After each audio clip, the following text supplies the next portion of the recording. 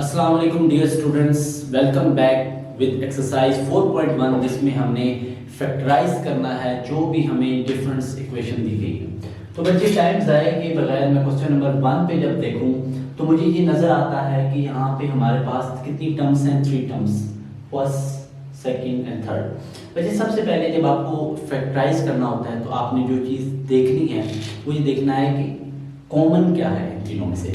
तो बच्चे आपने first of all first step आपका क्या होगा, आपने इन तीनों में से कॉमन देखना है।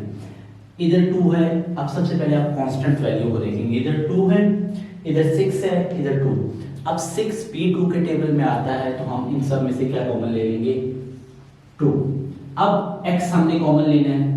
अब x इधर कितने x हैं, 2, इधर कितने हैं, 2, और इधर कितना है, 1। तो मिनिमम x हमारे पास कितने हैं, मिनिमम नंबर ऑफ x हमारे पास कितने हैं, 1, कम से कम 1। अब y इधर 3 है, इधर 2 है, इधर 3, तो कम से कम y कितने हैं, 2। तो जो कम से कम होते हैं ना मिनिमम, वो हम कॉमन ले लेते हैं। अब इसमें से 2 भी चला गया, 2x थे, 1x चला गया तो 1x बच जाएगा। अब y 3 थे, 2 चले गए तो 1 बच जाएगा। इसी तरह बच्चे 2 कितने सारे 6 होता है। आपने ऐसे नहीं करना कि इसमें से 2 चला गया तो इधर 4 बच गया, नो, दैट्स रॉन्ग। आपने माइनस के साइन के बाद बच्चे क्या कर देना है, 2 को किस से मल्टीप्लाई करेंगे, 6 बनेगा, 2 3 6।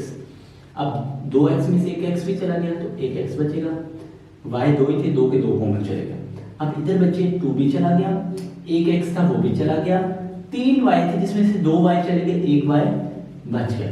तो बच्चे इस तरीके से आपने ये सॉल्व करना है। ये यहाँ तक ही हमारा आंसर कंप्लीट हो गया। अब नेक्स्ट जब हम ऑनवर्ड मूव करते जाएंगे तो फिर हमारे पास मिड टर्म ब्रेक भी हमने सीखनी है जिसे हम फैक्टराइजेशन कहते हैं, ठीक है, और फार्मूलाज भी अप्लाई करना सीखेंगे। अब मूव करते हैं क्वेश्चन नंबर 2 पे। यहाँ पे हमारे पास कितनी टर्म्स हैं, 4 टर्म्स हैं। बच्चे अगर 4 टर्म्स आ रहे हैं तो आप पेयर का कॉमन लेते हैं। जैसे इन दोनों को कंसीडर करते हैं पेयर, तो इन दोनों में क्या कॉमन है हमारे पास, इन दोनों में हमारे पास बच्चे 3 भी कॉमन है और x भी कॉमन है। तो पहले में क्या बचेगा, अगर 3x इसमें और इसमें दोनों में कॉमन ले लूं तो इसमें अगर 3 और x कॉमन चला गया, पीछे क्या बच गया, n, और माइनस के बाद क्या बचेगा, इधर कुछ भी नहीं बचेगा। तो जहां कुछ भी नहीं बचेगा वहां पे क्या कॉमन ले लेंगे, 1। ये आपने याद रखना है, जहां पे कुछ भी कॉमन नहीं बचेगा वहां पे हम क्या ले लेंगे, 1। अब आप स्टार्ट में ऐसा भी कर सकते थे कि इन चारों में से 3 कॉमन ले लेते, लेकिन मैं जो कॉमन तीनों चारों में से टर्म में से लेना है वो एंड पे लूंगा, ठीक है। अब बच्चे इन दोनों में अगर कॉमन की बात करें, बच्चे आपने एक बात याद रखनी है कि इन दोनों में 3y तो कॉमन है, लेकिन अब मेरी बात आपने भूलनी नहीं है कि अगर जो 2 टर्म्स होती हैं उसमें पहली टर्म के साथ माइनस आ जाए तो आपने माइनस कॉमन ले लेना है। क्या कर लेना है, माइनस कॉमन ले लेना है। आफ्टर दैट बच्चे इधर क्या बचेगा, n। और देखें अब इसमें तो 3y और n तीनों था तो सिर्फ n बचा, इसमें तो सिर्फ 3y था, 3y चला गया तो क्या बच गया, 1। अब साइन की मैं बात करता हूँ। देखिए जब माइनस कॉमन ले लेते हैं तो क्या होता है, साइन चेंज हो जाते हैं। जो माइनस था वो प्लस, तो जो प्लस होगा वो क्या हो जाएगा, माइनस। अब यहाँ तक हमने ठीक किया, अभी कैसे पता चलेगा, अगर ये दोनों ब्रैकेट्स के अंदर वाली वैल्यू सेम हुई देन आपने ठीक किया होगा। अब ये दोनों सेम है और ये दोनों, इन दोनों को, ये जो बाहर है, ठीक है, इन दोनों को मिला के आपने एक ब्रैकेट में लिख लेना है, और ये दोनों जो 2 दफा n-1 आया इसे आपने एक दफा, ठीक है। अब बच्चे असल में होता क्या है, असल में हम इन दोनों इक्वेशन से भी n-1 को कॉमन ले लेते हैं, ठीक है। अब इन दोनों में से n-1 को हमने क्या ले लिया, कॉमन, तो इधर क्या बचा 3x और इधर क्या बचा -3y। अब इन दोनों में क्या कॉमन है, एक तो इन दोनों में 3 कॉमन है, ठीक है, बस। और क्या बचेगा पीछे, x y, और इधर क्या बचे n-1। अब बच्चे मैं मूव करता हूँ पार्ट नंबर 3 की तरफ। आपको बोर्ड पे क्वेश्चन तो नजर आ रहा होगा बिल्कुल क्लियरली, ठीक है। तो फर्स्ट ऑफ ऑल मैंने क्या करना है, मैंने फर्स्ट ऑफ ऑल ये चेक करना है क्या इन तीनों में कुछ कॉमन है। अगर इन तीनों में कॉमन है, और बिल्कुल यहाँ पे मौजूद है कॉमन 18 के टेबल में 18 6 108 एंड 18 9 162, ठीक है बच्चे। तो आपने फर्स्ट ऑफ ऑल तीनों में कॉमन देख लिया, क्या था, 18। x इधर है, इधर भी मौजूद है, लेकिन इस थर्ड वन में नहीं है, y सेकंड और थर्ड में है, फर्स्ट में नहीं है। तो तीनों में जो कॉमन है हमने वो कॉमन लिया, ठीक है, 18। अब मेरे बच्चे फर्स्ट में क्या बचा, x की पावर 4, इसमें क्या बचा 18 6 तो ये बच गया, और थर्ड वन में 9 y की पावर 4। अब बच्चे 18 तो हमने एज इट इज लिख देना है, ठीक है। अब इसका हम क्या करेंगे, ये मैं क्वेश्चन रेज कर देता हूँ बच्चे, ये हम नेक्स्ट क्वेश्चन 5 बाद में कर लेंगे। अब बच्चे यहाँ पे आपने क्या करना है, यहाँ पे आपने देखना है मिड टर्म ब्रेक। अब बच्चे मिड टर्म ब्रेक में बहुत ज़्यादा कंफ्यूज होते हैं। मैं एक शॉर्ट सा आपको एक सेपरेट वीडियो भी मिड टर्म ब्रेक पे बनाऊंगा, लेकिन मिड टर्म ब्रेक में आपको यहाँ पे समझा भी देता हूँ क्या होता है। बेसिकली आपने ऐसे दो नंबर्स सोचने हैं जिन्हें मल्टीप्लाई करके 9 आए और प्लस माइनस करके जो मिडिल वैल्यू होती है वो है, प्लस माइनस करके मिडिल वैल्यू है और मल्टीप्लाई करके 9। अच्छा, अगर इसके साथ भी कुछ होता तो हम क्या करते, फॉर एग्जांपल इसके साथ 2 होता तो 2 को पहले 9 से मल्टीप्लाई करके क्या आ जाता 18। तो मतलब मल्टीप्लाई करके ऐसी दो रकमें सोचनी, मल्टीप्लाई करके 18 आए और प्लस माइनस करके दरमियान वाली टर्म आए जो इसके साथ कांस्टेंट लिखा हुआ वो। लेकिन अब यहाँ पे तो हमारे पास सिर्फ 9 है, तो ऐसी दो रकमें अपने ज़हन में सोचें जिन्हें प्लस माइनस करके प्लस भी कर सकते हैं माइनस भी, 6 आए और मल्टीप्लाई करके 9। अभी तो बहुत आसान है बच्चे, हमारे माइंड में आ जाता है प्रैक्टिकली क्या आ जाता है 3 और 3x स्क्वायर y स्क्वायर और 3x स्क्वायर y स्क्वायर। जो दरमियान वाली टर्म होती है उसकी जगह हम वो लिख लेते हैं और बाद वाली जो टर्म होती है और पहले वाली फर्स्ट 2 को हम ऐसे ही लिख देंगे, ठीक है। अच्छा बच्चे, अब आपने क्या करना है, 18 ऐसे ही आ गया, पहले दो में से कॉमन ले लेना है। पहले दोनों में क्या कॉमन है, x का स्क्वायर, क्योंकि इधर 4 थे और इधर 2 थे तो मिनिमम 2 थे, तो पहले में 2x स्क्वायर बचेंगे, दूसरे में क्या बचेगा 3 और y का स्क्वायर। अब इन दोनों में क्या कॉमन है, एक 3 कॉमन है बच्चे और दूसरी चीज क्या कॉमन है, y की पावर स्क्वायर, क्योंकि इधर देखिए y 4 इधर y स्क्वायर है तो मिनिमम कितने हैं 2। अब पहले में क्या बचेगा x का स्क्वायर और दूसरे में क्या बचेगा 3 3 9 और 2y बचेंगे, ठीक है। अब बच्चे आपने क्या करना है, यहाँ पे 18 एज इट इज आ गया, ठीक है। अब देखिए इन दोनों में से ये जो एक ये है हमारे पास टर्म और एक ये है, इन दोनों में से क्या कॉमन है, x स्क्वायर प्लस 3y का स्क्वायर कॉमन आ गया क्योंकि इसमें मौजूद है और इसमें भी, और बाकी इसमें ये बचा और इधर ये बचा, ये क्या बचा है x स्क्वायर प्लस 3y का स्क्वायर। अब ये दोनों एज इट इज सेम हैं तो इनका हम होल स्क्वायर का फार्मूला बनाएंगे। देखिए एक बार एक ही रकम और दूसरी बार वही, दो बार अगर सेम रकमें मौजूद हो तो हम क्या लिखते हैं, इन उस रकम को एक दफा लिख के उसके ऊपर स्क्वायर, ठीक है। तो हमने यहाँ पे क्या किया है, इन दोनों का होल स्क्वायर इसलिए बनाया है क्योंकि ये एक ही टर्म जो थी दो बार लिखी हुई थी, ठीक है। अब मूव करते हैं पार्ट 4 में। पार्ट 4 में हमारे पास 2 से 3 तरीके हैं और मैं आपको बड़े इजी तरीके से समझाऊंगा मिड टर्म ब्रेक करके। सबसे पहले बच्चे आप लेट कर दें, फर्ज कर दें कि जो k+2 लिखा हुआ है किसके बराबर है, y के बराबर, x के बराबर, जिसके बराबर आप करना चाहते हैं, ताकि आपको सवाल जो बहुत मॉडिफाई करके सिंपल आ जाए। इसकी जगह y लिख दें, y का स्क्वायर -8, इधर भी आप y लिख दें प्लस 16। अब आप ऐसे दो नंबर गैस करें जिन्हें प्लस माइनस करके 8 है, मल्टीप्लाई करके 16 है, -4y और -4y प्लस 16। अब बच्चे पहले दोनों में क्या कॉमन है, y, क्या बचेगा y -4, इन दोनों में क्या कॉमन है -4, इधर क्या बचेगा y और इधर क्या बचेगा -4, y -4 और y -4। अब बच्चे हुआ क्या है, दरअसल आप यहाँ पे देखें ना तो एक टर्म ये है एक ये है, इन दोनों में से y -4 दोनों में मौजूद था, मैंने कॉमन ले लिया, पहले में y बचा दूसरे में -4। अब ये दोनों बिल्कुल सेम एज इट इज है, ठीक है। तो इसे मैं आगे मजीद यहाँ पे सॉल्व कर लेता हूँ, इन्हें मैं ऐसे लिख देता हूँ y -4 का होल स्क्वायर, ठीक है। अब आपने यहाँ पे पुट कर देना है y की जगह पे दोबारा put y equal to k+2, ठीक है, जिसके बराबर हमने लेट किया था उसी के बराबर हम पुट कर देंगे, ठीक है। तो ये क्या आ जाएगा, ये आ जाएगा k+2 -4 का स्क्वायर। अब इसे सॉल्व करके क्या आ जाएगा, k-2 का होल स्क्वायर। होप सो बच्चे आपको चारों के चारों पार्ट बहुत आराम से समझ आ गए होंगे। अब मूव करते हैं नेक्स्ट 4 पार्ट्स की तरफ। स्टूडेंट्स आपने क्वेश्चन नंबर 5, 6, 7, 8 में बहुत एक नया कंसेप्ट है, वो भी बहुत इजी है बच्चे।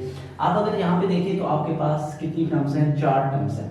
अब आप क्या सोचेंगे कि सर ने क्या कहा था कि फर्स्ट ऑफ ऑल आप क्या करें, आप दो में से कॉमन, नहीं बच्चे यहाँ पे पेयर नहीं बन रहे, कॉमन सही नहीं आ रहा, तो ऐसे केस में आप क्या करेंगे बच्चे, एक बहुत ईजी काम है, आपको ये समझना है कंसेप्ट के साथ, ठीक है। यहाँ पे होल स्क्वायर का भी फार्मूला लग रहा है, ठीक है, और ए स्क्वायर माइनस बी स्क्वायर का भी फार्मूला लग रहा है। बच्चे सबसे पहले आपने 3 वैल्यूज का पेयर बनाना है।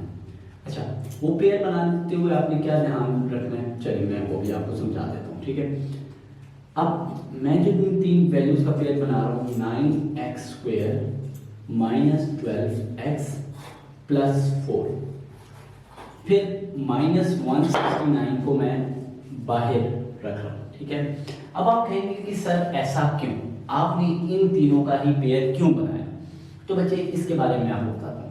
अभी मैंने फार्मूला क्लोज करना है, ए का स्क्वायर प्लस 2ab और माइनस 2ab, वो डिपेंड करता है मिडिल वैल्यू के साइन के ऊपर, प्लस b का स्क्वायर। अब देखिए ये जो a का स्क्वायर है यानी x का स्क्वायर, अब इसमें x मौजूद है, तो इसका मतलब है जो दरमियान वाली टर्म होगी उसमें भी x मौजूद होना लाजमी है। अब दरमियान वाली टर्म जब मैंने देखी तो उसमें सिर्फ x है, y नहीं है। अगर यहाँ पे y भी मौजूद होता तो ये एज अ थर्ड टर्म इधर आती, ठीक है, लेकिन ये y इसलिए आई क्योंकि इसमें सिर्फ x मौजूद था। इट्स मीन कि इसके अंदर जो वेरिएबल इस्तेमाल हो रहा है वो पहली रकम यानी a के स्क्वायर के अंदर है और कोई वेरिएबल नहीं है। अब देखिए मैं इसका फार्मूला जो है वो क्लोज करूंगा, यहाँ पे क्या बन जाएगा मेरे पास, 9 बन जाएगा 3x का होल स्क्वायर माइनस 2, अब एक है 3x, एक है 3x। अब b हमें नहीं पता, b मैं पहले चेक करता हूँ, 4 किसका स्क्वायर होता है, 2 का स्क्वायर, तो यहाँ पे क्या आ जाएगा 2, और 169 किसका स्क्वायर होता है, 13 का, और y के ऊपर भी स्क्वायर है तो दोनों के ऊपर होल स्क्वायर ले लेंगे, ठीक है। जैसे यहाँ पे 9 का क्या होता है 3 का स्क्वायर और x के ऊपर भी स्क्वायर था तो मैंने क्या कर दिया होल पे स्क्वायर ले लिया। अब बच्चे ये सारा जो फार्मूला क्लोज होगा, ये फार्मूला क्या क्लोज होगा, a अगर 2 के साथ माइनस हो तो माइनस, फिर b और फिर होल स्क्वायर, ये किसका फार्मूला बंद हुआ, a square minus 2ab plus b का स्क्वायर, ये फार्मूला क्लोज होता है a माइनस b का होल स्क्वायर। अब बच्चे यहां पे सेकंड ब्रैकेट ऐसे ही आ गई, ठीक है। अब यहां पे इस्तेमाल होगा सेकंड फार्मूला। अब हमारे पास ये जो पूरी वैल्यू है ये एक्ट करेगी a के तौर पे, मैं आपको साथ ऐसे समझा देता हूँ, ये a का स्क्वायर, ये बीच में माइनस, ये b का स्क्वायर, इसका फार्मूला क्या होता है a माइनस b a प्लस b। ये आपने लिखना नहीं है बच्चे, ये मैं सिर्फ आपको समझाने के लिए ये लिखा है, ठीक है। अब ये क्या बन जाएगा, अब फार्मूला क्या है, पहली रकम माइनस दूसरी रकम, यानी पहली रकम क्या है 3x माइनस 2, ठीक है, माइनस b से मुराद माइनस ये b आ गया, फिर पहली रकम a प्लस b, प्लस लिखे और b की वैल्यू क्या है 13y। बच्चे आप यहीं तक आपका आंसर आ गया। फर्दर अगर आप इसे रीअरेंज करना चाहते हैं, इससे मुराद ये है कि 3x देन y वाला आप लिख दें, देन आप कांस्टेंट लिख लें तो आप लिख सकते हैं, ठीक है, 3x प्लस 13y माइनस 2, ठीक है। ये आपके पास क्या आ गया आपका आंसर। अब मूव करते हैं क्वेश्चन नंबर 6 में। ये तो बहुत आसान क्वेश्चन है, क्यों, यहाँ पे हमारे पास टोटल 2 टर्म्स हैं, इन दोनों में क्या कॉमन है, एक्स स्क्वायर माइनस 1 इसमें कॉमन आ गया, ठीक है मेरे बच्चों। अब इसमें क्या, पहले में क्या बचा y प्लस 1 और दूसरे में क्या बचा माइनस y प्लस 3। अब स्टूडेंट्स यहाँ पे गलती क्या करते हैं, वो कहते हैं कि ये तो बहुत आसान सवाल है, बस डायरेक्ट लिखा माइनस और आगे y प्लस 3। बच्चे माइनस के बाद ब्रैकेट डालना लाजमी है, क्योंकि माइनस की वजह से उनके साइन क्या हो जाते हैं, चेंज हो जाते हैं। ये क्या है एक्स स्क्वायर माइनस 1 और ये क्या है y प्लस 1 माइनस y और प्लस माइनस माइनस 3। अब ये प्लस y और माइनस y तो कैंसिल आउट हो गए, ये हमारे पास क्या बचेगा 1 माइनस 3 कितना होता है माइनस 2। अब बच्चे इसे देखिए, इसका यहाँ पे फार्मूला ओपन करना था तो यहाँ पे क्या बन जाएगा x का स्क्वायर। अब 1 जो होता है 1 के ऊपर मैं खुद से स्क्वायर डाल दूंगा। अब ये मैंने खुद से क्यों डाला है, क्योंकि 1 का स्क्वायर भी 1 ही होता है, ठीक है। जैसे यहाँ पे 169 था ना, इसे मैंने 13 का स्क्वायर बनाया, ठीक है। अब यहाँ पे 1 ही था तो 1 का ही स्क्वायर जो होता है वो 1 ही होता है, ठीक है। तो ये इसका फार्मूला क्या खुलेगा, वही वाला जो यहाँ पे मैंने खोला है, जो कि क्या है a माइनस b और a plus b। Hope so कि आपको ये भी समझ आ गया होगा, बहुत इजी पार्ट था। पार्ट नंबर 7 मोस्ट इंपोर्टेंट बच्चे, इसमें आपको इसका कंसेप्ट 5 का और 8 का वो ज़्यादा क्लियर हो जाता है। अब इसमें मैंने 3 वैल्यूज की पेयर बनाना है, ठीक है। जो 3 वैल्यूज का पेयर बना रहा हूं मैं, x square minus 6ax plus 9a² minus 16b/। अब आप कहेंगे सर अब इसमें बताएं आपने कैसे पेयर बनाया। बहुत आसान काम है बच्चे, मैंने पहले को देखा क्या, एक्स स्क्वायर, यानी फर्स्ट रकम अगर एक्स स्क्वायर है यानी जो मिडिल टर्म होगी उसमें एक्स आएगा। तो मैंने देखा इन सब में एक्स किस में मौजूद है, इसमें मैंने इसे मिड टर्म बना दिया। अब इसमें एक्स के साथ कोई और वेरिएबल है, ए है, तो इसका मतलब है थर्ड टर्म ए होगी ना कि बी होगी, ठीक है। ये आपको पता चलता है मिड टर्म से, ठीक है, जो मिडिल टर्म होती है। अब यहाँ पे हम फार्मूला बनाएंगे, फर्स्ट वैल्यू का स्क्वायर माइनस, क्योंकि माइनस है तो माइनस 2a पहली रकम। अब b मुझे नहीं पता कितना है, b मैं जस्ट देख लेता हूं। 9 किसका स्क्वायर होता है, 3 का, और a के ऊपर भी स्क्वायर है तो 3a का स्क्वायर, तो यहाँ पे भी क्या आ जाएगा 3 और a। 16 का होता है 4 का स्क्वायर और b के ऊपर भी है तो 4b का होल स्क्वायर। अब यहाँ पे फार्मूला सारा बंद होगा, ये क्या है a स्क्वायर, ये क्या है माइनस 2ab प्लस ये क्या है b का स्क्वायर। इसका फार्मूला क्या होता है, बंद क्या होगा बच्चे, मैंने वैसे आपको समझाने के लिए लिखा है ना कि आपने पेपर में लिखना है और कॉपी पे। तो बच्चे यहाँ पे बंद हो जाएगा x, इसमें फर्स्ट रकम, अगर 2 के साथ माइनस है तो माइनस जो b है उसका होल स्क्वायर माइनस 4b का स्क्वायर। अब बच्चे वही अगेन जो मैंने यहाँ आपको समझाया है, a square minus b square equal to a माइनस b a प्लस b। तो यहाँ पे a क्या है हमारे पास, ये फुल वैल्यू, ये a है, a ये पूरी a हो गई माइनस b और अगेन a ये पूरा a लिखा है, ये पूरा a है प्लस b। होप सो कि आपको बहुत अच्छे से ये समझ आ गई होगी, ठीक है। तो अब मूव करता हूं मैं नेक्स्ट पार्ट की तरफ, ठीक है, लास्ट जो पार्ट नंबर 8 है, ठीक है। अब इसमें बच्चे पेयर्स बनाने हैं, लेकिन इसमें तो देखिए एक्स स्क्वायर है यानी इसके साथ x मौजूद है और इसके साथ एक और चीज मौजूद है y, और y के साथ भी क्या है ये। अब यानी इन तीनों का पेयर बनेगा, लेकिन इन तीनों के पेयर में देखें अगर एक चीज मुझे देखते साथ समझ आ रही है, इन तीनों में क्या कॉमन है, जी बिल्कुल माइनस इन तीनों में कॉमन है, ठीक है बच्चे, क्या कॉमन है, माइनस। तो माइनस में अगर कॉमन ले लूंगा ये क्या बचेगा, x का square plus 2xy plus y का स्क्वायर। अब बच्चे 1 तो 1 का ही स्क्वायर होता है, ठीक है, 1 को मैं 1 का स्क्वायर बना दूंगा, यहाँ पे मैं फार्मूला क्लोज करूंगा, कौन सा, a square plus 2ab plus b। ये तो बच्चे सिंपली फार्मूला आपके पास बना पड़ा है। अगर आप चाहते हैं फर्दर इसे ब्रैकेट्स के अंदर लिखना तो कर सकते हैं, लेकिन अगर आप नहीं भी करते तो आप डायरेक्ट फार्मूला क्लोज कर सकते हैं, 2ab प्लस b का स्क्वायर। अगर लेकिन आप ये स्टेप नहीं भी करते तो इट्स ओके, ठीक है। हमारे पास क्या बन जाएगा, 1 का स्क्वायर माइनस x 2 के साथ प्लस है y का होल स्क्वायर।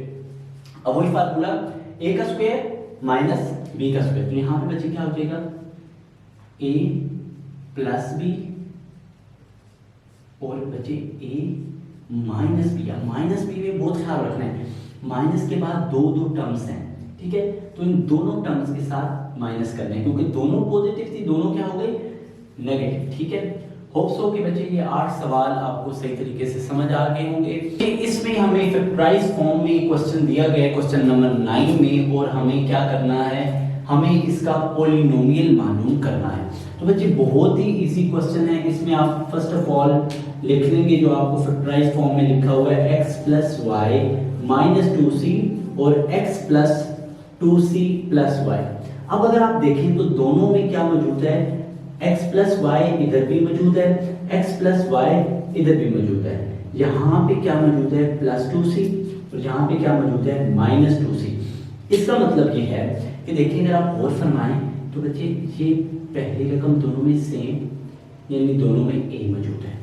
अगर हम लेट दूसरी रकम 2c को कंसीडर कर देते हैं b, तो b मौजूद है, इसमें प्लस है उसमें माइनस है, तो क्या बच्चे बन जाएगा पहली रकम का स्क्वायर माइनस दूसरी रकम का स्क्वायर। ये फार्मूला बात है कौन सा बच्चे, a का स्क्वायर माइनस b का स्क्वायर, क्योंकि a प्लस b a माइनस b का फार्मूला क्या होता है, a का स्क्वायर माइनस b का स्क्वायर। बच्चे इसका फार्मूला खोले, a का स्क्वायर होल स्क्वायर का, a प्लस b के होल स्क्वायर का, a का square plus 2ab plus b का स्क्वायर माइनस 2 का स्क्वायर 4 और c का स्क्वायर। तो बच्चे ये आपके पास क्या आ गया, आपका पॉलिनोमियल। अब क्वेश्चन नंबर 10 की अगर हम बात करें तो ये बिल्कुल क्वेश्चन नंबर जो हमने अभी किया है 5, 8 और 7 बिल्कुल उन्हीं की तरह का क्वेश्चन है, जिसमें हमें क्या दिया गया है, एक एक्सप्रेशन दिया गया है x स्क्वायर प्लस 4y का स्क्वायर माइनस z का स्क्वायर प्लस 4xy, और हमें कहा क्या जा रहा है, show this expression as a difference of two square. यानी हमें इतना जितना ये है ना पहली रकम का स्क्वायर और माइनस, यानी डिफरेंस यानी माइनस डिफरेंस ऑफ स्क्वायर्स, ठीक है, ऑफ टू स्क्वायर्स। तो बच्चे फर्स्ट ऑफ ऑल वही बात है, पेयर 3 का बनाना है। अब 3 का पेयर मुझे नजर आ रहा है कि मिडिल टर्म क्या है 4xy, 4x और y, यानी पहली रकम क्या होगी x का स्क्वायर, दूसरी रकम क्या होगी y वाली, ठीक है, और लास्ट में z का स्क्वायर हम साइड पे कर देंगे।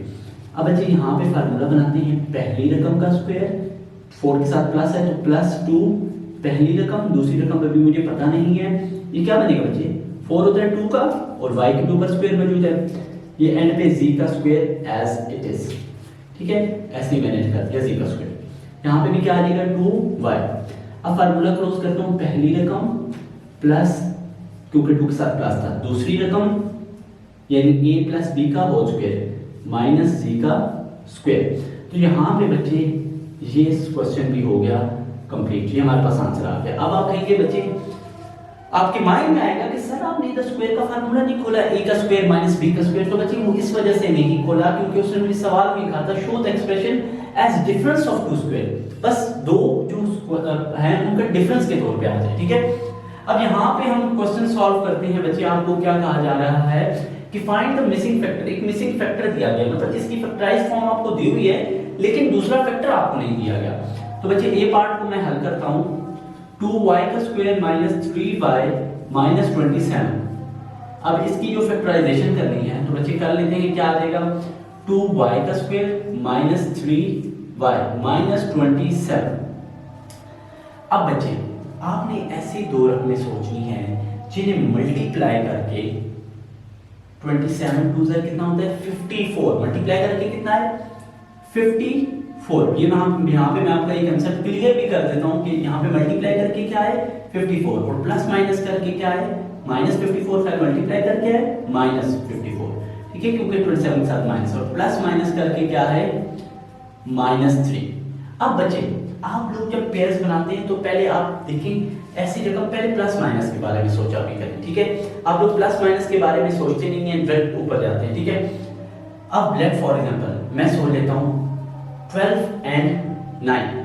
अब 12 और 9 को जब मैंने मल्टीप्लाई किया तो ये बहुत बड़ी रकम आ रही है। तो आप ऐसा ऐसा बेशक आप माइंड से आप कैलकुलेटर का भी इस्तेमाल कर सकते हैं, वो मैं आपको सेपरेट वीडियो में बताऊंगा कि कैसे कैलकुलेटर की मदद से आप कर सकते हैं, लेकिन अभी आपको माइंड से जो अपने ट्रिक से कर सकते हैं। अब आप पेयर ले लें 9 और 6 का। अब 9 और 6, अब 9 और 6 के डिफरेंस कितना होता है 3 होता है, ठीक है, एंड डिफरेंस आ रहा है। अब 9 को 6 से मल्टीप्लाई करें तो 54 भी आता है। इट्स मीन कि 9 और 6 हमारे पास पेयर है। अब यहाँ पे एक 9y आएगा एक 6y आएगा, 27 ऐसे।